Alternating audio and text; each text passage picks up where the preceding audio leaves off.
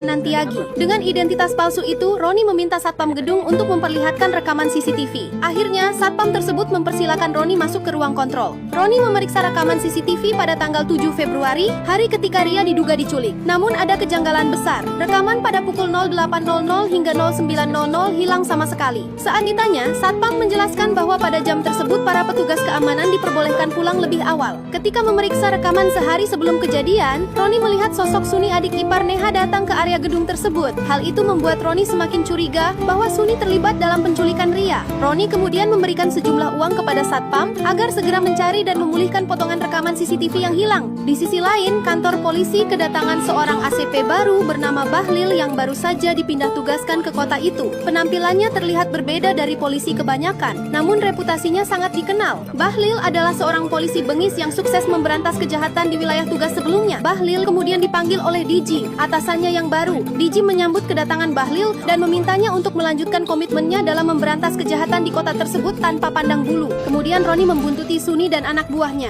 Namun Roni terkejut ketika melihat Usman, pemilik showroom, berada di lokasi yang sama. Roni menyaksikan dengan mata kepala sendiri Usman menyerahkan sekantong narkoba kepada anak buah Suni. Saat Roni berusaha mengikuti mereka lebih jauh, tiba-tiba ia ditodong senjata oleh anak buah Suni. Perkelahian pun tak terhindarkan. Setelah berhasil melumpuhkan mereka, Roni menanyakan keberadaan Ria. Namun mereka mengaku tidak tahu menahu tentang anak tersebut. Roni kemudian menemui Usman di showroom miliknya. Kali ini, Roni sudah yakin akan keterlibatan Usman dengan Suni. Ia menanyakan siapa sebenarnya Suni. Usman menjawab bahwa Suni adalah orang besar dan berbahaya, seseorang yang seharusnya dijauhi oleh Roni. Roni lalu menceritakan bahwa dirinya sedang mencari seorang anak perempuan bernama Ria, yang ia curigai diculik oleh Suni yang notabene adalah paman Ria sendiri. Namun Usman mengaku tidak pernah mendengar bahwa Suni menyandera atau menculik seorang anak kecil, terlebih lagi keponakannya sendiri. Saat Roni hendak masuk ke hotelnya, Anantiagi datang menemuinya dan meminta kembali kartu identitasnya. Anantiagi menjelaskan bahwa ia adalah seorang polisi dari Mumbai yang sedang berlibur di kota tersebut sekaligus menghadiri pernikahan saudaranya. Keesokan harinya seluruh kota dikejutkan oleh pemberitaan di surat kabar tentang hilangnya Ria.